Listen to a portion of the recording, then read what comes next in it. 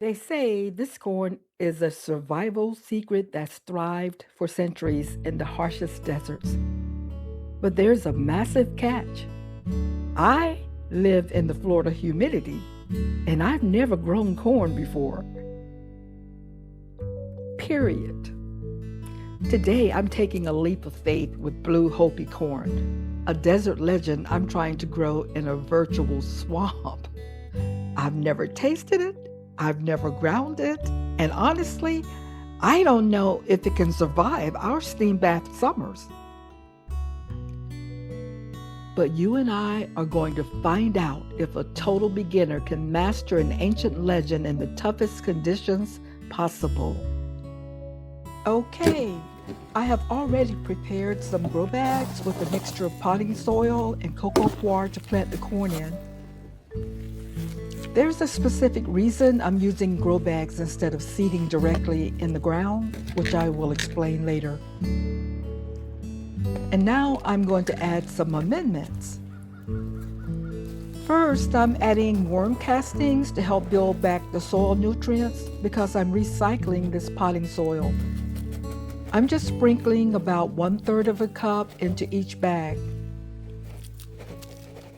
You guys know I'm focused on sustainability. For me, it's about resilience, knowing exactly what's fueling my body and my flock. In a world of shaky supply chains, I want to eventually produce high energy, healthy, sustainable food.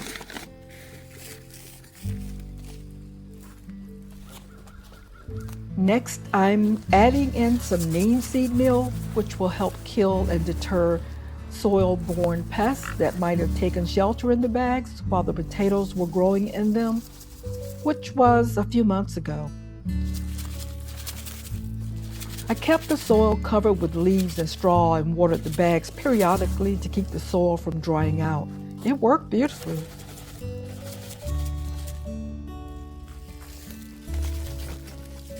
Now I'm mixing it into the top 2 to 3 inches of soil. When, or should I say if, the corn grows to about a foot high, I will add more worm castings and possibly some fertilizer as well.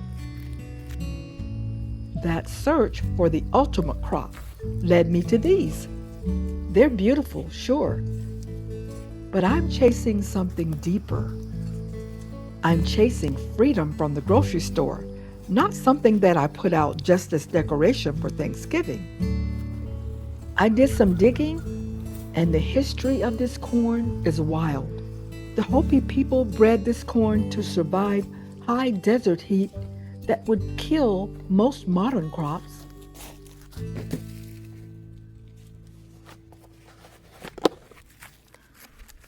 Finally, I'm adding some chicken manure compost. Between this and the neem seed meal, the corn should have a healthy dose of nitrogen for a while. It's a flint corn, F-L-I-N-T, meaning it has a hard outer shell for long-term storage. This is the original survival food. Now the pressure is on.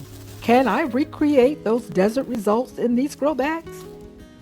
I'm nervous because I'm honoring centuries of agricultural genius here, and I don't want to mess it up. Yes, I could buy a 99-cent pack of yellow corn. It certainly would be simpler and cheaper. But I read that Hopi Blue has less starch than white corn and a lower glycemic index than yellow corn, causing a slower rise in blood sugar. It has 20 to 30% more protein. Plus, that deep blue color, those are antioxidants like in blueberries.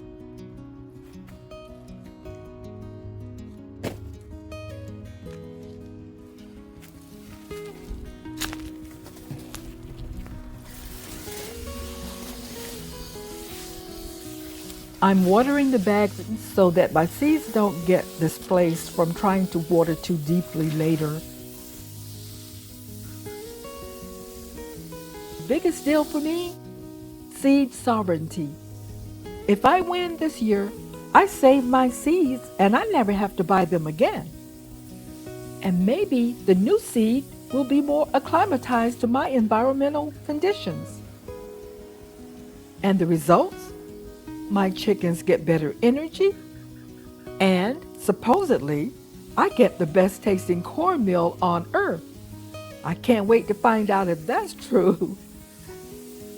As I indicated though, there is a catch.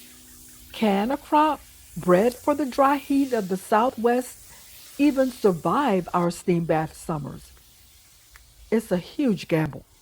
I seriously doubt that I would have any success trying to grow this corn in the ground without some serious soil improvement. But I'm trying to help it along by using these grow bags to make sure they have perfect drainage. No wet feet allowed. If you've successfully grown heritage grains in the humidity, please, I need your secrets in the comments. Sustainability isn't a destination, it's a journey. And today I'm definitely starting this journey in the rookie stage.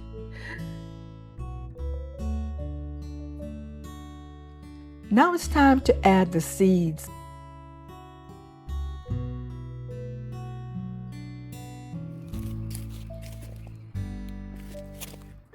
I'm planting them in a triangle form.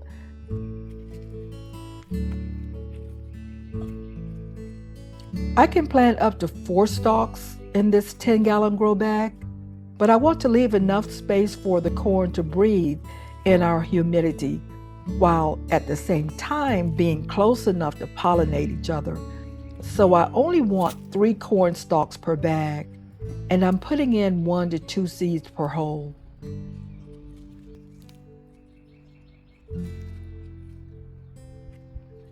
Okay, now let's water in the seeds to make sure that they're snuggled into the moist soil and there are no air pockets. I'm going to hold off on the mulch until the seedlings emerge.